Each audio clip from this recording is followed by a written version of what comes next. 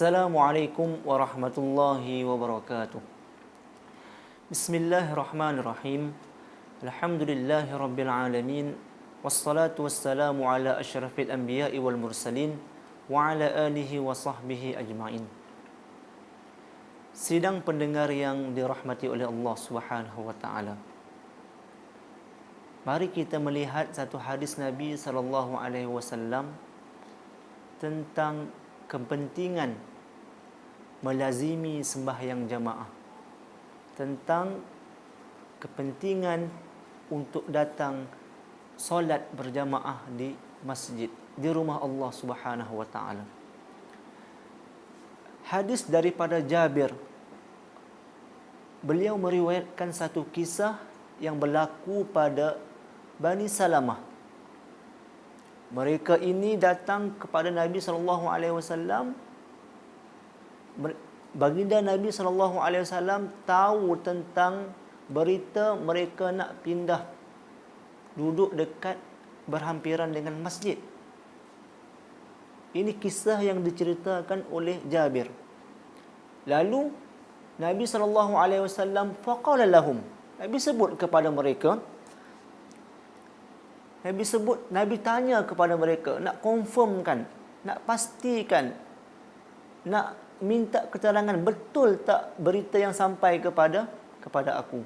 Innahu qad balaghani annakum turiduna an tantaqilu.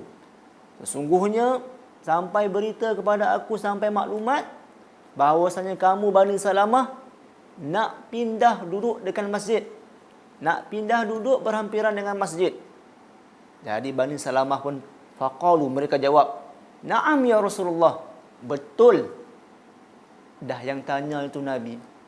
Disampaikan hasrat dia, diceritakan kemahuan dia. Sebab apa? Duduk sebelah masjid, mudah nak masuk dalam masjid.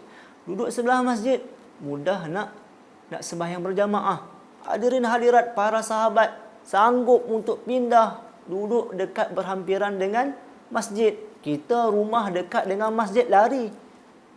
Kita rumah dekat dengan masjid, tapi lari. Kita ada kereta, kemudahan. Kita ada motor, kemudahan. Semua kelengkapan kita ada, tetapi kita tidak mahu datang ke masjid, ke rumah Allah Subhanahu wa taala. Tapi sahabat sanggup minta untuk pindah duduk berhampiran dengan masjid. Bagi tahu kepada Nabi, dengan angan-angan, dengan cita-cita bahawasanya Nabi nak suruh mereka, setuju dengan pendapat mereka nak pindah. Tapi Nabi sebut apa?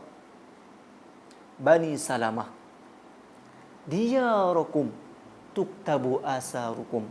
Nabi ulang, diyarukum tuktabu asarukum. Nabi kata, Bani Salamah, tak payah.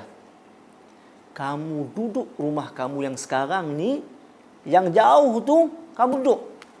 Diyarukum, duduk di rumah kamu. Tuktabu asarukum, nanti akan ditulis sebagai kebajikan kesan-kesan daripada perjalanan kamu menuju ke masjid. Bukan setakat itu, Nabi ulang lagi, diyarukum tuktabu asarukum. Wahai Bani Salamah, duduk stay macam tu, tak payah pindah. Sebab apa? Nanti akan ditulis kesan-kesan tapak kaki yang kamu pergi gunakan untuk ke masjid Allah Subhanahu wa taala. Kita kenderaan ada, kemudahan ada, kelengkapan ada, tetapi kita tidak pernah datang menuju ke masjid Allah Subhanahu wa taala. Artinya para sahabat dalam kehidupan mereka mengambil berat tentang soal sembahyang secara berjamaah. Mereka berusaha sehingga kan minta izin untuk duduk di sebelah masjid. Artinya hubungan sembahyang jamaah dalam kehidupan sangat bernilai bagi orang Islam, terutama untuk menjadi orang Islam yang sejati. Tengok bagaimana sahabat Nabi sanggup berkorban untuk pindah berhampiran dengan masjid. Jadi daripada kisah yang kita baca ini memberi pengajaran kepada kita tentang kepentingannya hubungan orang Islam dengan masjid Allah Subhanahu wa taala. Itu yang pertama. Dan yang kedua, tentang kelebihan untuk sembahyang secara berjamaah. Hadirin hadirat, pendengar semua, kita sembahyang memang tak boleh nak lari. Sama ada seorang diri, kena sembahyang. Sama ada beramai-ramai, kena sembahyang. Jadi pilih yang terbaik di antara seorang dan di antara berjamaah. Pilih yang terbaik dalam melakukan amal ibadat kalian. InsyaAllah, hadis ini walaupun ringkas, cerita ini walaupun ringkas, tetapi mengandungi makna yang padat dalam kehidupan seorang Muslim yang sejati.